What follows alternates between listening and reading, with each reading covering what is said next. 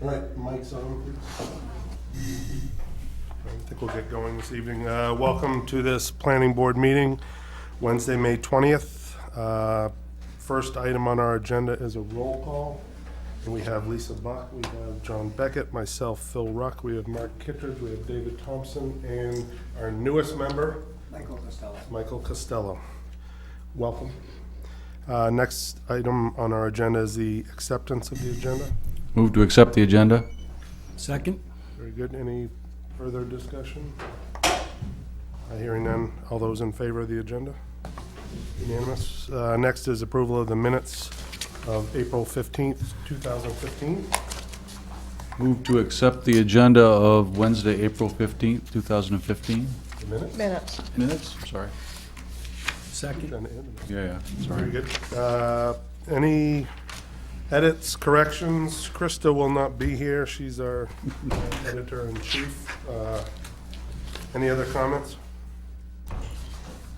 Thank you, Ruth. Great job as always. Very good. So we have a motion and a second. All those in favor? Very good.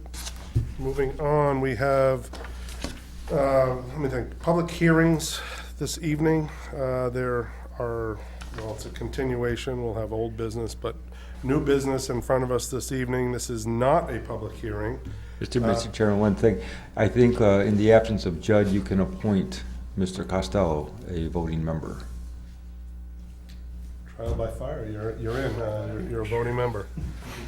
The ground running. Very good. So this, again, this is not a public hearing, but under new business, we have a consideration of the change of one non-conforming use to another non-conforming use for the property located at 291 Main Street, tax map 31-1, lot 14 in the medium density residential district, the MRD zone by Gary and Michelle Pelletier. If you would, please step up to the podium and tell us about your project, please.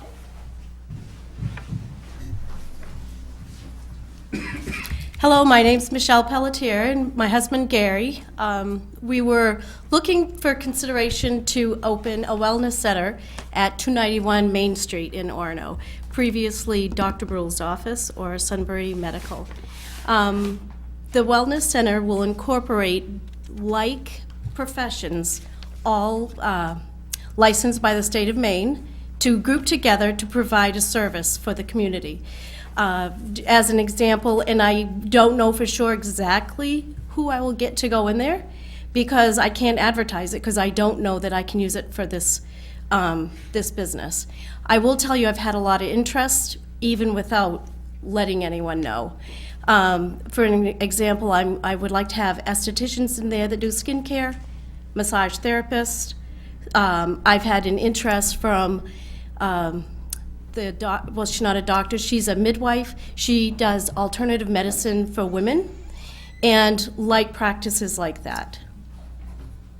I feel there would be less of an intrusion on the community than what was there previously. Traditionally, a doctor's office probably brings in more people because they see customers every 15 minutes. They also have people who draw blood that have, 5 or 10 minute appointments. What we do in my profession and like professions, you might have a patient, it's not a patient, a customer, and they come and you have them for an hour to an hour and a half. So it's a lot less. There's plenty of parking there. We think it would be the ideal business to go in there. I can't think of, I've seen a lot of businesses. I can't think of a business that would fit better in that building than what we're proposing. Very good. Thank you. Are there any questions from board members before we go to the summary that was provided to us? Very good. Thanks. Thank you. A summary was provided to us by Evan about this project. Again, a change of one non-conforming use to another. Evan, if you could go over what you put in your memo, please. Sure. As to legal framework here, the ordinance does assign to the planning board the responsibility of taking on requests such as this. That is to change to determine whether or not the change from one non-conforming use to another non-conforming use is acceptable by virtue of the fact that the new non-conforming use will have no greater impact on the subject property, on adjacent properties, or on the resources, wetlands, streams, public resources. And so that's why this is before you. This property was previously used as a medical office. The applicants, the Pelletiers, have provided a listing of employees who were at that facility, as provided by Dr. Brule at the time. It's been was vacated in 2013, has been continuously marketed for similar use since that time. The code enforcement officer has deemed that this is a use upon which you can make a decision as to whether it is no more non-conforming, no more impacts than the previous use. How do you judge that? There is no particular recipe for how you judge that, but I think the reasonable way, and what we've done in the past, is look through a variety of the standards, the general performance standards of the ordinance that measure intensity of activity. How much traffic is there? What's the parking demand? What's the employee occupancy of that building? Does it generate noise or odors or glare or light or those environmental effects? Does it have waste discharges or things like that that are different and more intense or have greater impact than the previous use? So we did ask the applicants to provide us some information that would allow you to look at that. And we looked at, and I provided to you in the ordinance observations that the parking standard is identical for medical office building and for this kind of use. The trip generation rate as identified or projected by the Institute of Transportation Engineers manual would be very similar. The number of employees at full occupancy, based on what they've told us, I believe a maximum of 11 spaces that might be available, would be about equivalent to what was in the medical office at full occupancy according to the information provided. There would be no environmental impacts above and beyond what's there because there's almost no exterior change to the building, no expansion of the building, no expansion of the parking area, and there are sufficient spaces there to accommodate an office of this size. So those are the indicators about impact on surrounding properties. I was doing the math with the parking, and I was just wondering if they were on the edge, but you made a comment in your review that the fire department would likely require a 20-foot wide fire lane open at all times, and based on their sketch, it showed a few parking spaces on the Willow Drive side. Yes. That would be eliminated, but then when I was looking at that, there's actually pretty good access on the other side. There is. Wider, so. Yeah. Would that be, does the fire department need a 20-foot drive? They may on not. I every think as side? long as they can reach the building. Yeah, so the other side. Doesn't need it everywhere, as long as they can get around. It does have good parking around and access around, so they may not be at all concerned about that. That's why I wanted, because if those 3 spaces were critical, I didn't see an issue with the fire. I don't know that they're Other side. yeah, I don't know that they're critical there. I think they're Okay. there and may be used. Does that need to be resolved with our fire department? I don't or- think so. I don't think it's any different than what the previous use was. Okay. So this, remember, there's not a site plan review as much as does this have greater impact than the previous use. Right. Any other questions? This has been a vacant building for quite some time, similar use, and frankly, it seemed like a reasonable alternative for what might be there. Comments? Would, and this is obviously a hypothetical, but would something like a methadone clinic fall into a wellness center definition? It's not something I'm looking for. Okay. Yeah, that was my question. Are we going to classify this now as office space? Yes, it is a type of, professional office space is really what it is. You know, it's a bridge between what's medical office space and, it's a type of professional office space, yes. And there's a technical definition of this. Well, there's a differentiation in our land use ordinance. There's not a technical definition of wellness center. That's a Right. term of art that the Pelletiers have used, and I've heard it used by others. They're defining, they're telling you what they mean by it. Our land use ordinance has a specific category called medical offices or medical clinics, and it has a specific category called professional offices. Professional offices don't have a specific definition other than what you'd expect from Webster's dictionary. I mean, that's what I'm trying to get at, which is, we're saying that this is two non-conforming uses because it's a medical office now and it's going to be a wellness office. Wellness center defined as what, it's Which really is not a medical professional. office. You're moving from medical offices to professional offices Okay, under so the terms of professional our offices. ordinance. Yeah. Okay. So this would So- fall into that so category. Can I ask the applicant, just for the record, just so, if you could go up to the mic and I can ask, just to get it on the record, and appreciate you bearing with me, but No problem. if somebody was to approach you to bring a methadone clinic into your, were this to go forward, would you allow that? No, and that's not the type of medical wellness we're talking about, no. Yeah, and hopefully you can understand why I'm asking the question. Absolutely. You know, we're saying we're gonna allow a non-conforming use in a residential area. Right. And we just want to have a feeling for what that means. Yep. Thank you. Okay.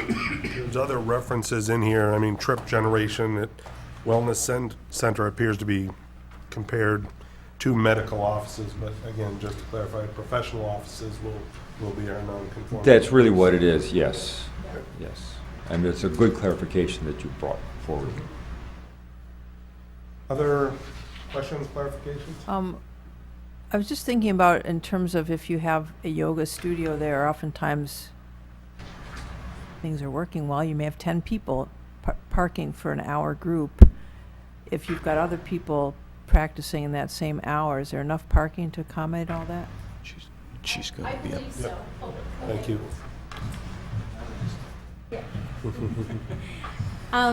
I don't see that as an issue. How many did we come up? 24 is what we had come. Is that 24 counting the? The definition of illegal. Yeah, we physically, and so let's say there was 10 people taking the class, one person given the class, that'd be 11, and at full capacity, if things were, I don't see it happening, but traditionally, those type of classes are, later in the day or earlier in the morning, and the other professionals would be doing more 10 to 6. Do you see what I mean? It's not like everyone is going to all of a sudden come all at once. It's more staggered. Yeah. Interesting. When it was used as a medical office before, there was a primary entrance off the main parking area to a common reception area. Is that what you foresee as the plan going forward? Yes. Is to continue to have that Yes. common reception area, and then people would be directed to where they would go? Yes. Okay. I am going to invite comments from the public.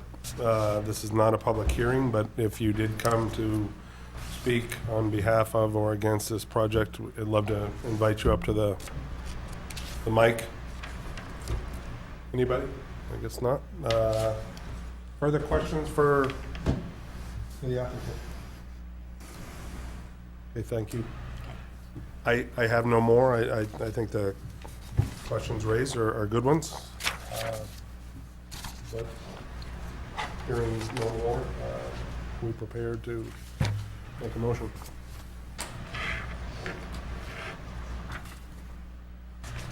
So what is it? I mean, we still have to make a determination, correct? Yes, and we do have some Would findings of determine fact for that, if you'd like to go That the through new it. non-conforming use is an acceptable non-conforming use, or Yes, no it- more? the language would be item 8 on this list, which I'll pass out to you, but it would be the proposed use will have no greater adverse impact on the subject property, adjacent properties, and resources than the former use.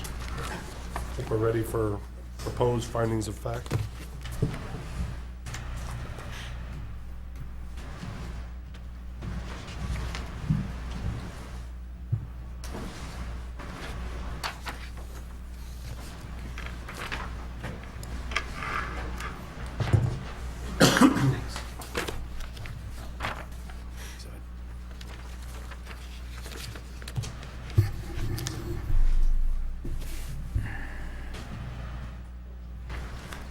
We had proposed findings of fact for the application of Gary and Michelle Pelletier concerning non-conforming use of 291 Main Street, dated May 20th, 2015, pursuant to Article 10, Section 18-304 of the Orono Code of Ordinances. The Orono Planning Board considered the request of Gary and Michelle Pelletier for a finding that their proposed use of 291 Main Street for a wellness center will have no greater adverse impact on the subject property, adjacent properties, and resources than its former non-conforming use as a medical office building. Property is identified as tax map 31-1, lot 14, and is located in the medium-density residential district. Based on all evidence presented by the applicant, reviewing agencies, town departments, and the public, the planning board finds the following. Number one, the proposed new non-conforming use will not significantly change the exterior conditions of the site, increase the size of the structure, or significantly change the amount of impervious area within the lot. Any issues with that? Hearing none. Number two, no shoreland areas, wetlands, or other significant natural features are located on the property, and no such areas or features will be affected by the change of use or change in use. No concerns. Number three, the proposed use will have at full occupancy a similar number of people working on the property as the previous medical office use. Any concerns? None. Number four. Yeah, There are two number I threes misnumbered there, it, sorry. right? Okay, number four. Based on the standard traffic engineering references, the new use will not generate more traffic into and out of the site plan than the previous medical office use. Any issues there? Hearing none. Number five, based on the off-street parking standards of the land use ordinance, the proposed use will not require more parking than the previous use. All agree? Number six, the proposed use will not generate more noise, light, glare, odors, or waste than the previous medical office use. No concerns. We have to do number seven, the proposed use will comply with sign standards for non-residential uses in the medium-density residential district. No concerns. Number eight, under the terms of the land use ordinance governing non-conforming uses, the proposed use cannot expand the commercial use of the building beyond its existing floor area. No concerns. Lastly, number nine, the proposed use will have no greater adverse impact on the subject property, adjacent properties, and resources than the former use.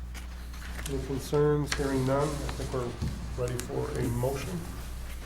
Chairman, I'll make a motion that the planning board find that the proposed non-conforming use of a wellness center / professional office will have no greater adverse impact on the subject property, adjacent properties, and resources than the former use, and therefore approves the non-conforming use change proposed for the property located at 291 Main Street, tax map 31-1, lot 14, in the medium-density residential zone.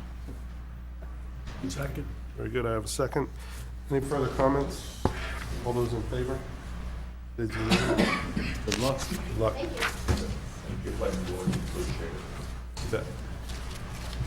Next on our agenda is old business. This is a continuation of the preliminary clustered major subdivision, major site plan review approval by Orion UME Edge LLC for proposing a 61-unit student housing facility at 111 Park Street, tax map 20-1, lot 42 in the C2 zone.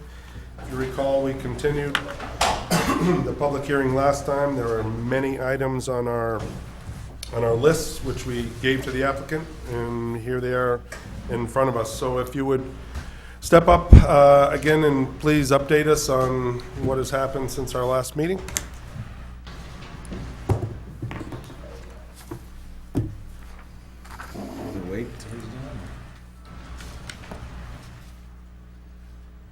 Well, while he's going ahead and putting up the AV stuff, first I'd like to thank the town for a process that has really been beneficial, I think, to the town and to the project that's before you.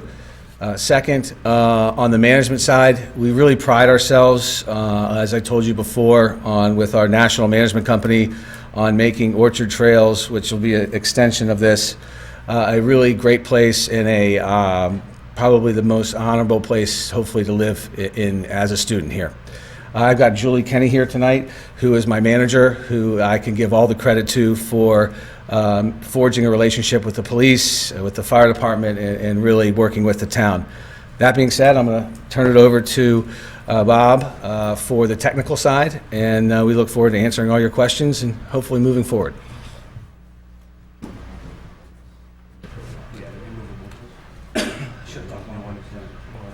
Should have talked longer. Gotta fill it, Phil. Yeah, no, come on. No offense.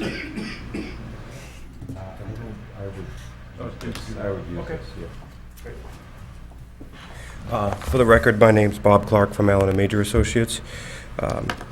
Since we last met, one of the comments that was made was to remove the patios behind the buildings, which we will remove those patios. We also agreed to a rumble strip coming in off of Orchard Trail so that somebody wasn't basically not going to drive out that area, but fire trucks can actually jump up on the rumble strip and come into the development.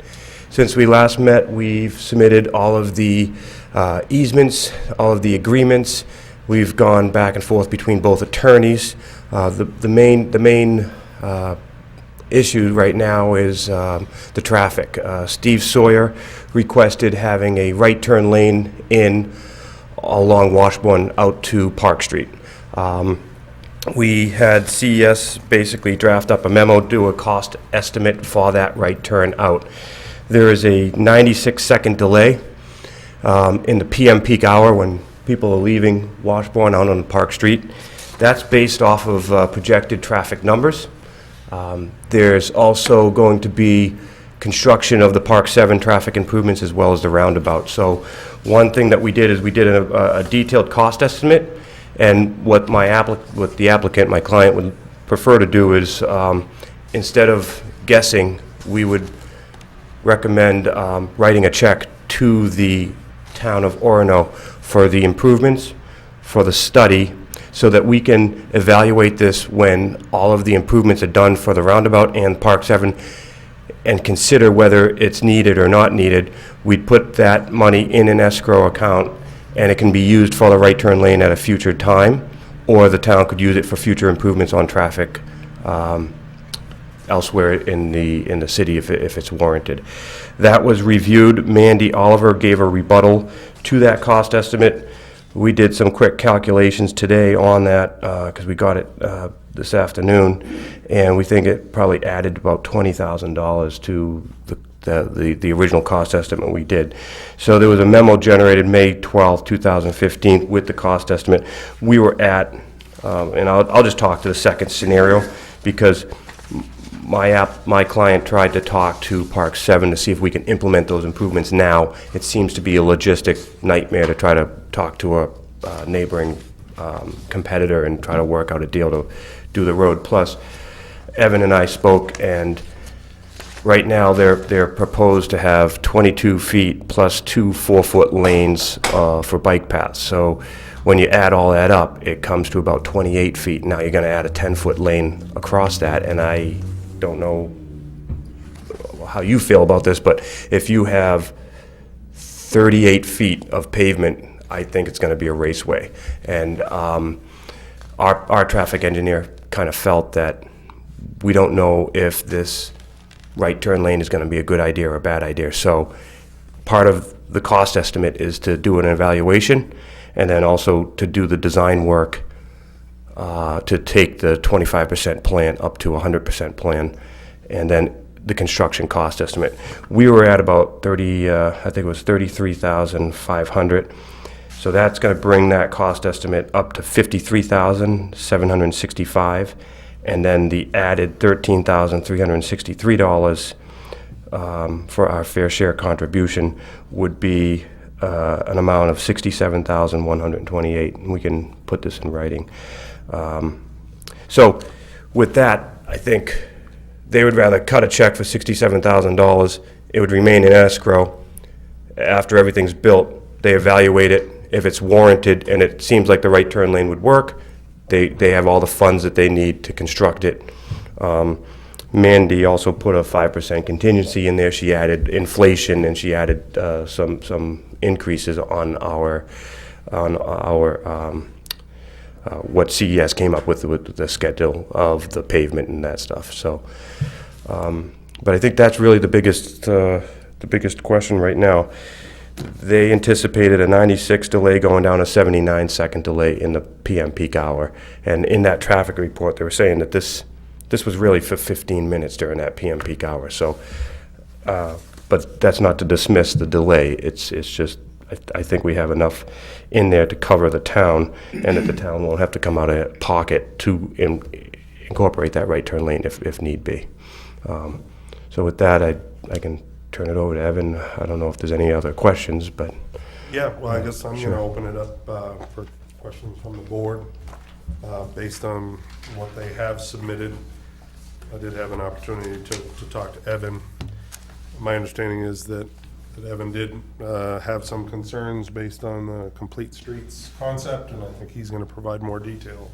But it seemed like the situation, not relying too heavily on models and providing a little flexibility is a pretty unique approach for this project. So that appealed to me. But other questions from the applicant? We did have quite a laundry list last time, and it appears that you've actually provided information. Dealing with the litter agreement, we mentioned looking at a previously approved project.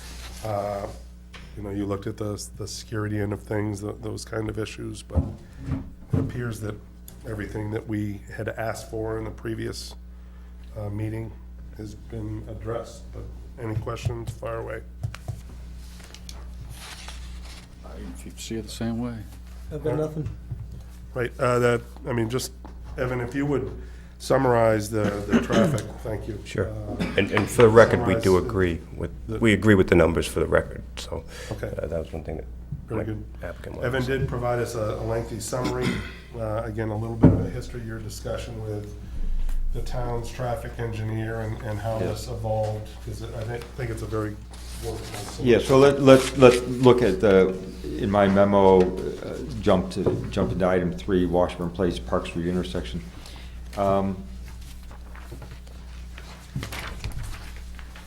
Mr. Clark has accurately described the situation, the peer review that you got at the evening of your last meeting, and our further consideration of that, discussion with the applicant, their incorporation of that into the plan and us looking at it, and several concerns arose intuitively more than anything else, and Mr. Clark has referred to it. One of those concerns, not necessarily the biggest or the only one, about just moving ahead with this right turn lane now, is that instead of helping, what that does is helps people who are trying to turn, and if they're trying to turn in less of a hurry, that probably will help pedestrians too. But now you've got a 38-foot swath, 3-lane road to cross Washburn, so that anybody coming up from the condominiums to the north or the Grove or so forth, trying to walk toward the university on this side of the street, or to the new commercial establishments, and there may be more commercial establishments in time, now we'll be faced with this 3-lane barrier, and at peak hours it'll be a busy barrier. The idea of complete streets, which we talked about through the comprehensive planning process, and as we're beginning to understand, wouldn't necessarily think that that's the first solution you go to. It is a possible solution, but it's not the first one you go to. That combined with a few other uncertainties. One is that this is a model, and the model for traffic generation assumes, based on traffic movement permit for the avenue, that shuttle bus service will reduce trips by 25% during that peak period, both at the avenue and in this project. The fact is that the avenue is required to have its own private shuttle. The public shuttle can't serve that because there's not enough capacity on that huge project, nor can it get up there and around in time to keep that 30-minute loop that is essential to this service. So the avenue is required and will operate their own private shuttle on the same basis as the public shuttle is operated, so same standards. Their actual experience at other projects has been more than 25%. We were not necessarily willing, Maine DOT wasn't necessarily willing to accept that based on Old Orchard Trails experience and so forth locally, but it might very well be. They might very well exceed 25%. The load at that intersection, once everything is up and running, may not be what the model predicts. Secondly, we don't really know how the traffic is going to flow on Park Street when the roundabout is in place. We don't know if there'll be more gaps or fewer gaps. We don't know if traffic will move faster or slower. We don't really know. And how that flows will help determine how many gaps actually exist to be able to turn from Washburn onto Park Street. Can we ask questions about here? Sure. So I'm assuming they have traffic models to model what will happen once the roundabout goes in place. I think that's a big assumption. They're going to put a $1.6 million roundabout? They know that will, they are quite certain that will solve the problems at the Park Street Rangeley Road intersection. It will bring that from a level of service F up to It'll improve it. acceptable levels, passing levels. I see. But now you got the tributary area, where now you don't have a lot of backed up traffic. It's just kind of continually moving traffic. I mean, that's the idea. So it's a focus solution, essentially. Yes, they it's focused on taking that care area of a and- particular problem intersection. Probably it will help the whole corridor. We think it will, but we don't really know how it will flow in terms of, and nobody's ever modeled, I don't think it's modelable, how many gaps are going to occur. So now maybe the 79 seconds is, or the 96 seconds is 60 seconds. We don't know. Understood. Okay, thanks. We don't know. So, and then finally, maybe the solution is, maybe you put this right turn lane in, and still, when the corridor fully develops, still you need a signal there anyways, which would have obviated the need for the right turn lane in the first place. Right now, it doesn't meet the warrant, so Maine DOT wouldn't consider it, but maybe it will. And finally, maybe the better solution would be things like adding a shuttle bus to the system. So now you can get 20-minute service instead of 30-minute service, and you're increasing the ridership that way. And so after discussing, and I talked to Steve Sawyer again, and he got a memo, he thought that that was actually a much preferred way to go, which is to wait, monitor the situation, require the preliminary design, a documented calculation of the cost, a check that would be held by the town in escrow to address whatever the situation is when we understand it more fully.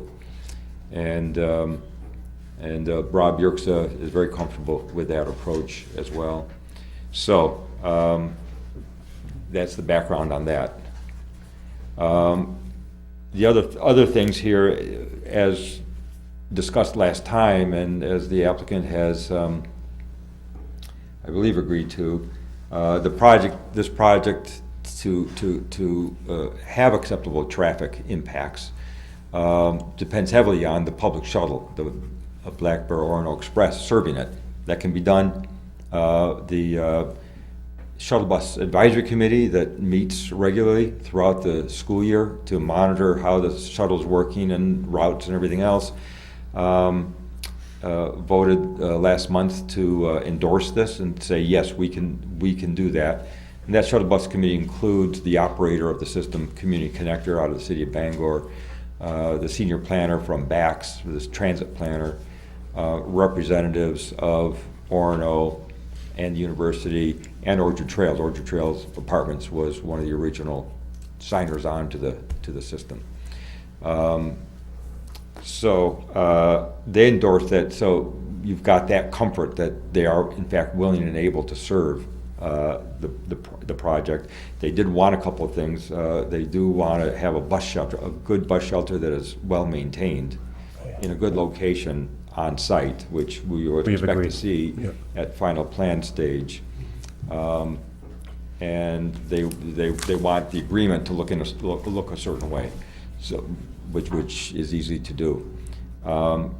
The contribution would be a proportional contribution based on a percentage of the total cost, whatever that cost is, of operating the system, including depreciation costs for equipment, so that in time we can replace the equipment.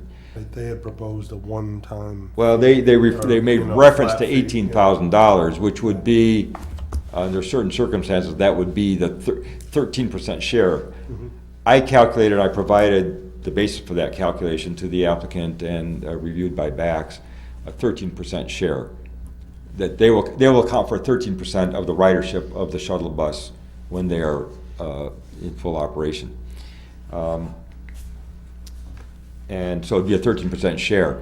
This year, or FY16, if they were in operation and paying, that would come to around $18,000. 5 years from now, it might be $23,000. It's whatever 13% of the cost is, and the Community Connector, which is a department of the city of Bangor, provides the University of Maine and the town and the advisory committee with the what the upcoming annual cost will be. So, for example, this year, for FY16, the cost will be just over $130,000 to operate that system, not including capital, not including depreciation. We set aside money each year for depreciation. Town of Orono, University of Maine, split that cost. We get a $4,000 contribution from Orchard Trails, which we split between the university and the town, and that pays, but it'll pay what Community Connector bills. The Victor Smith on May 1st proposed an annual fee, but has the applicant agreed to the 13%? which Yes, could they have. escalate? Yep. Okay. And the agreement will be put together over the course of the next couple of weeks. Right. As they're preparing final plan. We'll work, I can facilitate that with town manager and Community Connector and the applicant. But I would guess that we would build in a review period. 2 years, every 2 years you might look at it and say, is the percentage going up or down? In all of the comments, we just received May 19th from our town engineer. I have not had a chance to look at these, but Yeah, we're comfortable with those. all of them. yeah. Yeah, what we were saying is, we estimated that's about a $20,000 uptick on the original estimate that Right. CES put together, so, but yeah, we're comfortable with that. And I didn't have a chance to read that, so I'm just Yeah. making sure that if our engineer asked for it, Yep, you're comfortable providing that.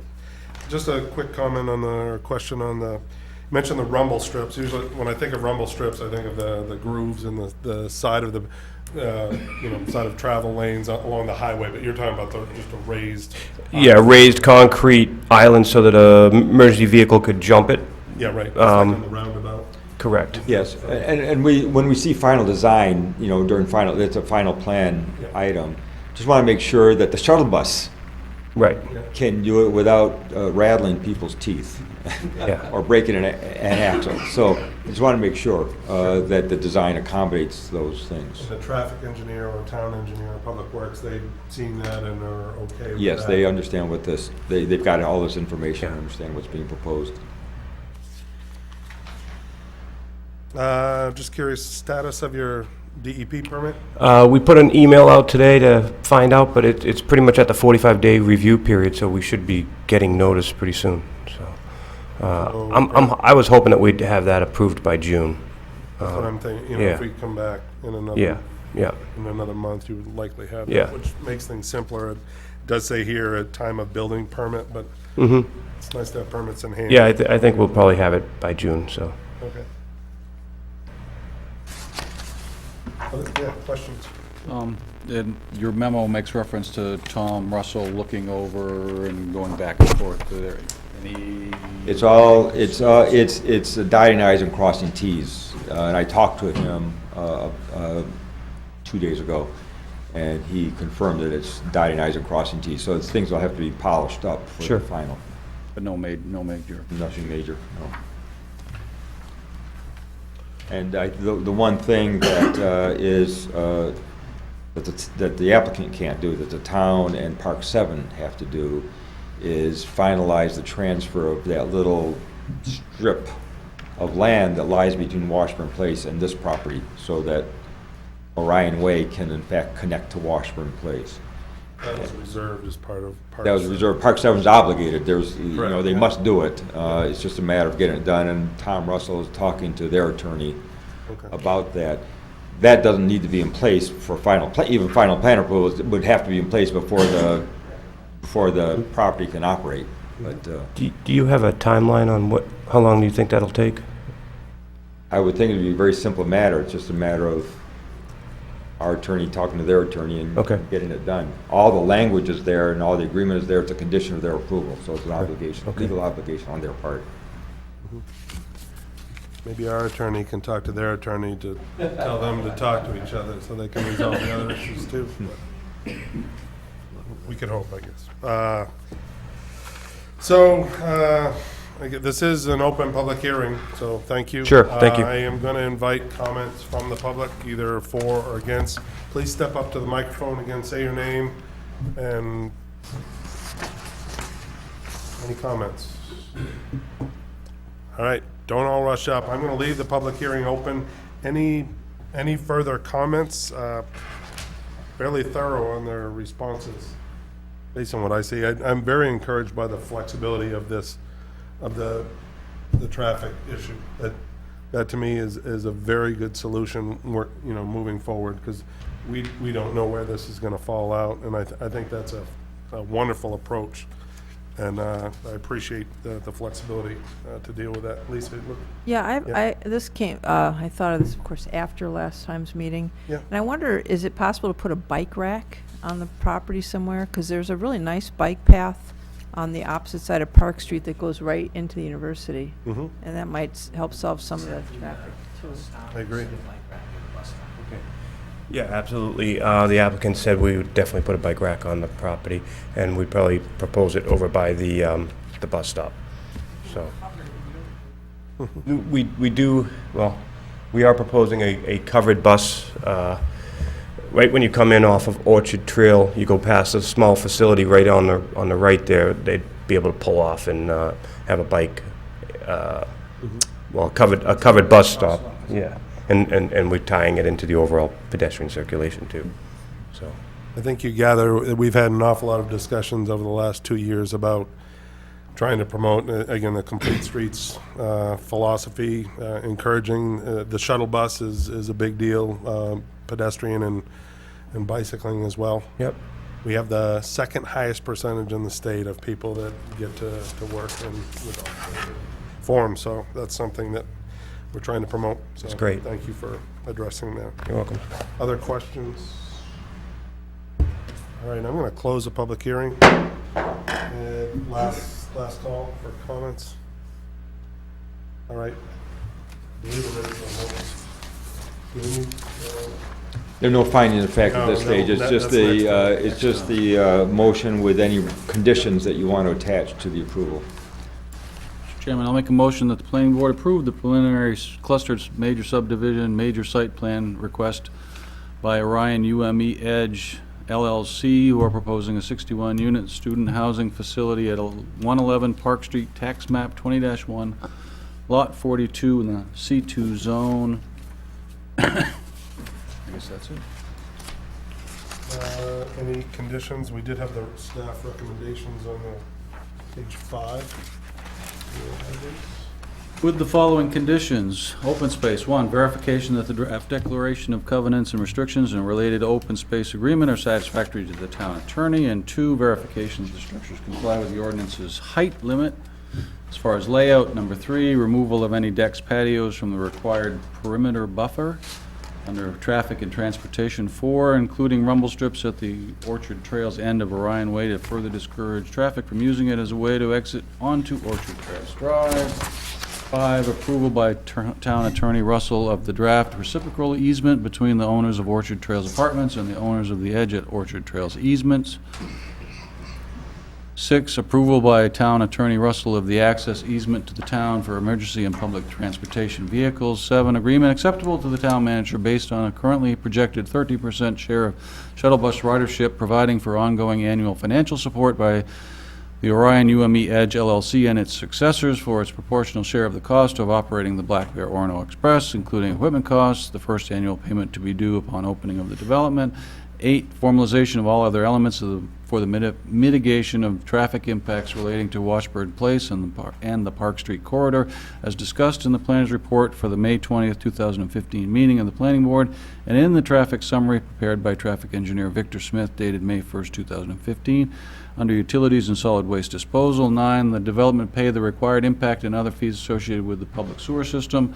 10, the final subdivision and site plan satisfactorily address the comments of town engineer Mandy Oliver concerning stormwater management dated April 6, 2015, and any follow-up issues that may arise. 11, the applicant document capacity to dispose of solid waste generated at the development at a licensed solid waste disposal facility. Under litter control and security. 12, all conditions of the approval relating to litter control and on-site security at the development as proposed by the applicant and as may be modified by the planning board be included on the final plan, recording plan, and be subject to review and approval by town attorney Russell. And lastly, under state permits. 13, prior to issuance of a building permit, the developer provides documentation of required permits from Maine Department of Environmental Protection and any other state agency. Thank you, Mark. Glad you got to do that instead of me. Very good. We have a motion. Can I have a second? Second. Any further discussion? Just for my own clarification, are we expecting a turning lane now, or just accepting the fact that they'll escrow the funds for a right turn lane? The latter. We are expecting an escrow fund to be determined how that's to be spent. And one quick question, I just remembered it, and I didn't have, just before we vote, just one quick clarification on the litter disposal. It says, and all this was based off the avenue, but it says that if Bill finds something, if somebody reports that there's a whole bunch of litter on your property, the CEO can call you and that's resolved, correct? I mean, there's a whole listing here. This mimics the avenue. It does. I think it lists the protocol of who gets noticed and then Pretty much who has the cause of action. Yes. Very good. I had a note and it was buried in my pile. Thank you. All right, we have a motion, we have a second. Any further discussion? Hearing none, all those in favor? This is unanimous. Next is discussion. We have the election of a chairman for the coming year. Yep, for it. Thank you, ladies and gentlemen. Thank you. And Game, if you'll have me. We would have no other. I will make a motion to elect Phil Ruck as chairman for the coming year for the planning board for the town. Second. It's quick.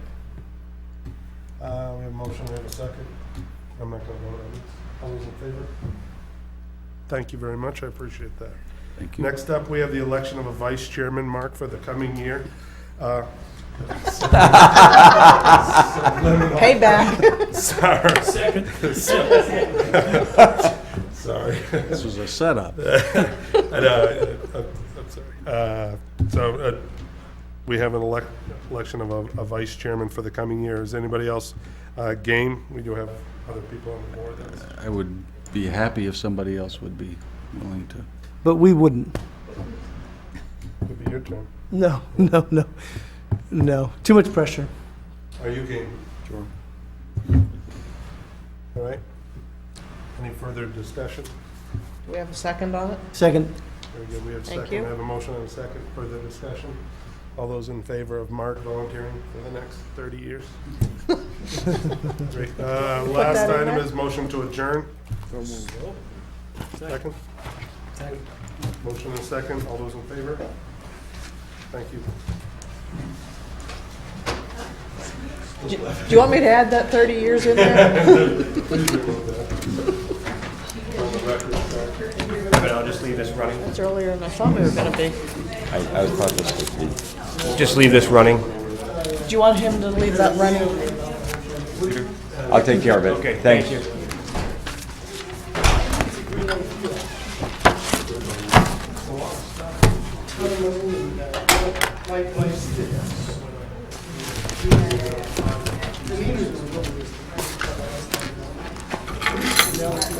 Door before I do anything.